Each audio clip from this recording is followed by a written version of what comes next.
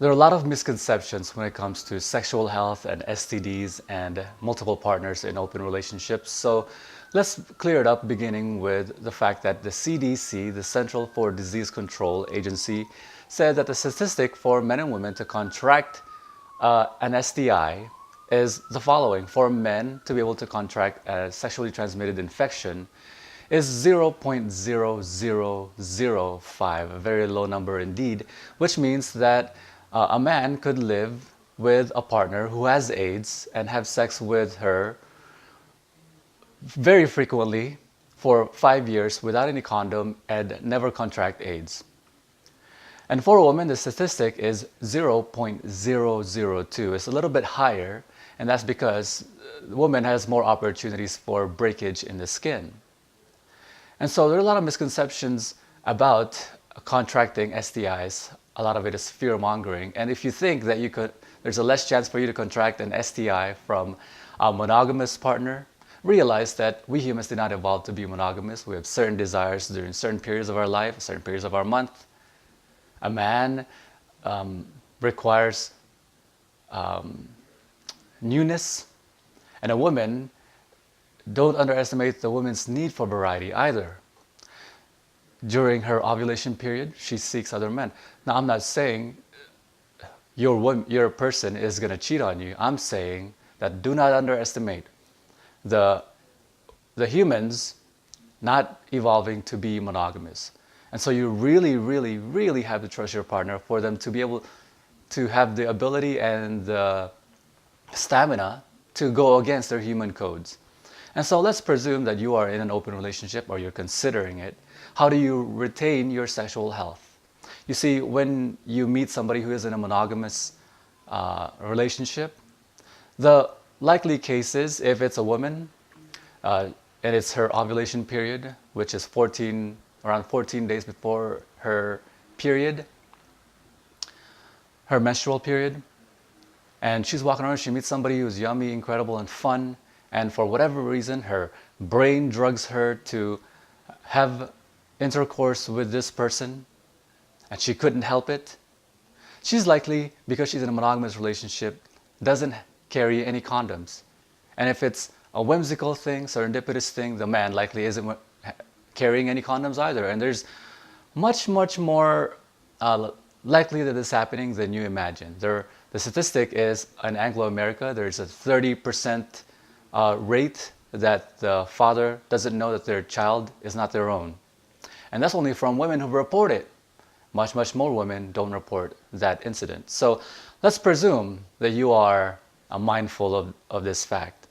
Let's presume you are in an open relationship and open play with other people aside from your partner, and you are encouraged to in that relationship. How do you bring it up in a healthy way?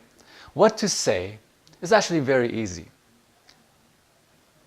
How to bring it up is actually very easy as well. And I'll tell you what those are.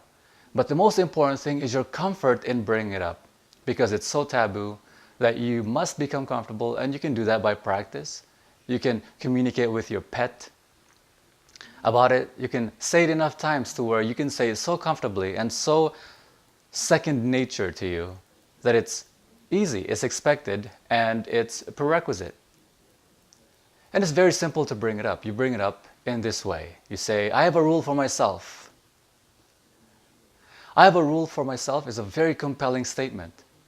It means that a rule for yourself that you will not break.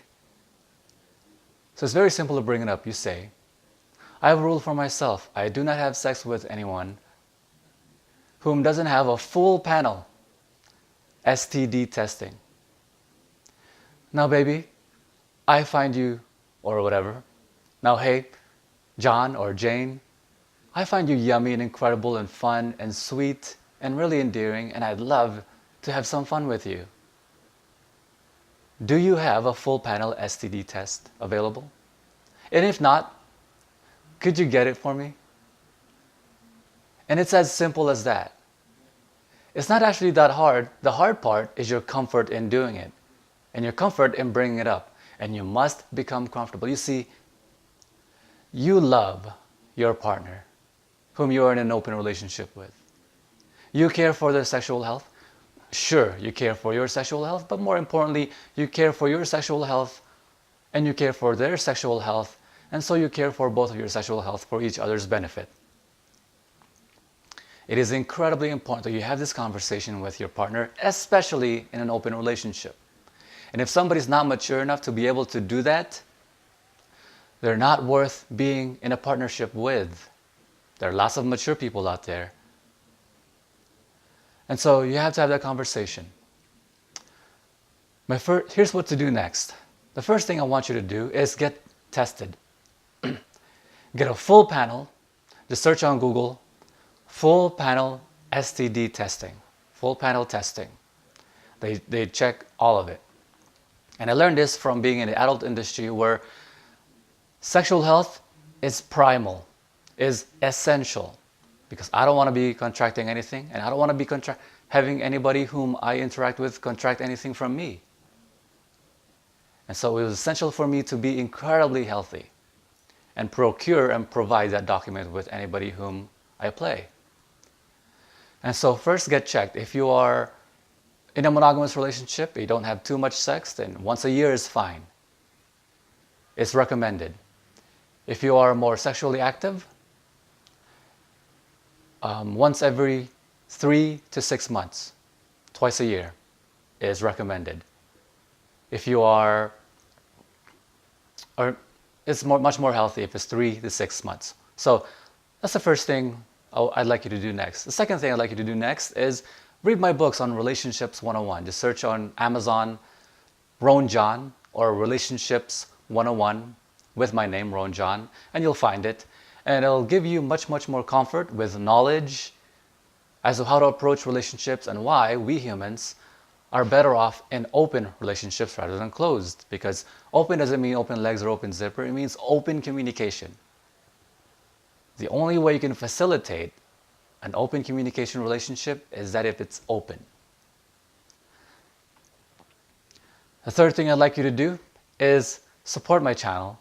Click the like button, click the share button, share this video with others, and comment below what you think about sexual health and what you think about multiple partners.